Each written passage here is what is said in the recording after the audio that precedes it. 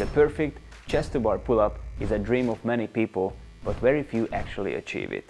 The perfect pull-up is indeed not easy, but in this video I will show you 12 easy-to-follow steps.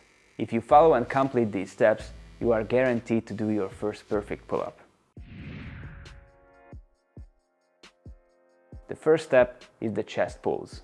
You can do these laying on your front with a broomstick, a towel, an elastic band, or with a resistance band and broomstick like you would do a cable pull down. The point of this exercise is to test if you're capable of the full range of motion, which based on my experience, 99% of people can easily do, and secondly, to practice the correct technique.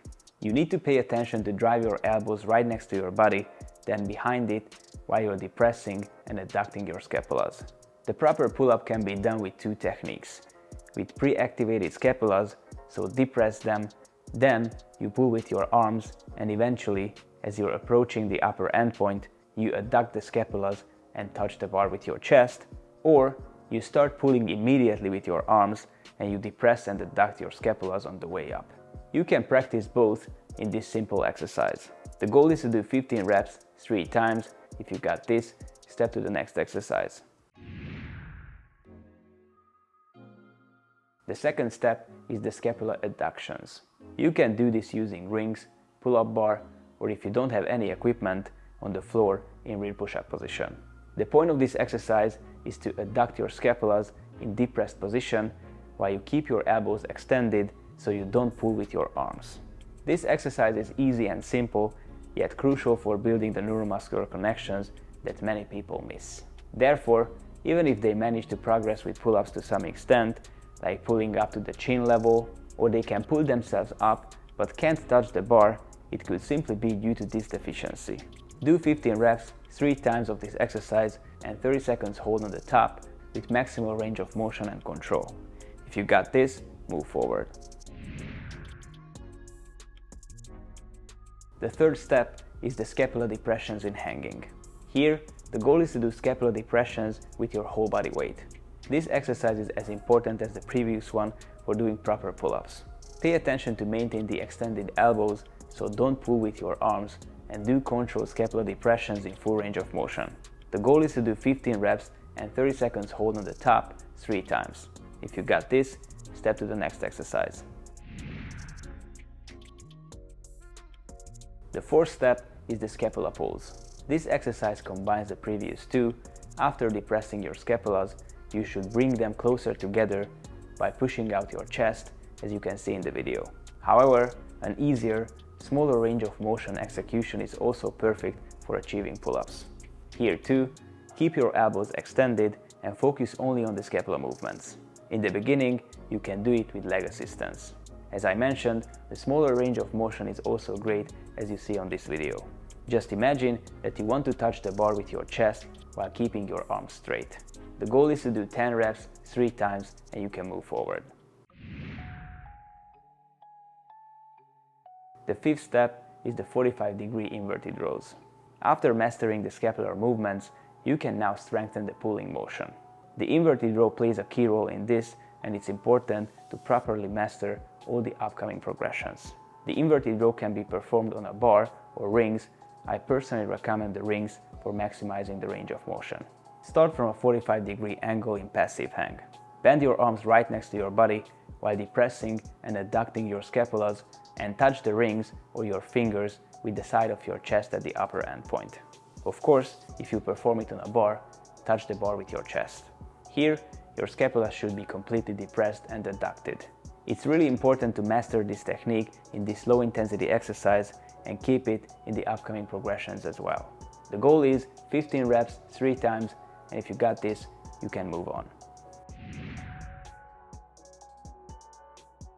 The sixth step is the inverted rows with bent knees. Here, we increase the body's angle but reduce its length due to the bent knees in order to ensure gradual progression. Here too, start from passive hang with straight body, bend your arms right next to your body while depressing and adducting your scapulas, and touch the rings or your fingers with the side of your chest at the upper end point. The goal is 15 reps 3 times. If you got this, step to the next exercise. The seventh step is the inverted rows with straight body close to the ground. Due to the extended body position, this progression will be slightly more difficult than the previous one. This kind of gradual increase is important because many people find it challenging to develop pulling strength, and missing a step can lead to a plateau in their progress. Here too, start from passive hang with straight body, bend your arms right next to your body while depressing and adducting your scapulas, and touch the rings or your fingers with the side of your chest at the upper end point. The goal is 15 reps 3 times. If you got this, you can move on. The 8th step is the elevated leg inverted rows. This is the last inverted row progression, but once you're able to do this, you will automatically be able to perform a few pull-ups. At least, that's been my experience with my students. Place your feet on a platform that is as high as the rings or bar, ensuring that you still have enough space to hang passively underneath. Here too, it's important to be strict with yourself. Only count the reps where you touched your fingers or the bar. Remember, it's the precisely executed inverted rows that will ensure your full range of motion in pull-ups. This is the aspect most people neglect, which is why they struggle to perform pull-ups correctly. The goal here is also to achieve 3 sets of 15 reps. However, experience shows that with at least 3 sets of 10 reps, students were able to progress well as they moved forward. The 9th step is the leg assisted pull-ups.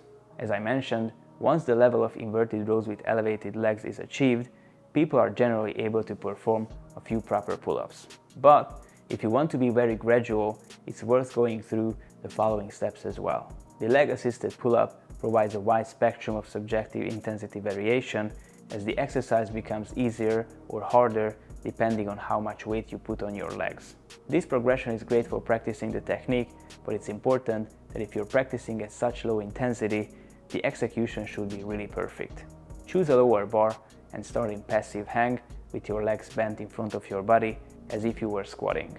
From here, you can start with scapular activation and then pull with your arms, or immediately pull with your arms while continuously depressing and adducting your scapulas as previously mentioned.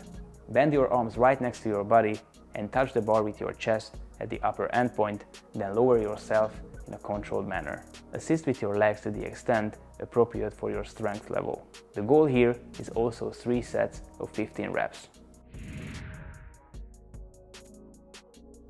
The 10th step is holding the upper end point, then doing negatives. The upper end point hold is a very powerful progression.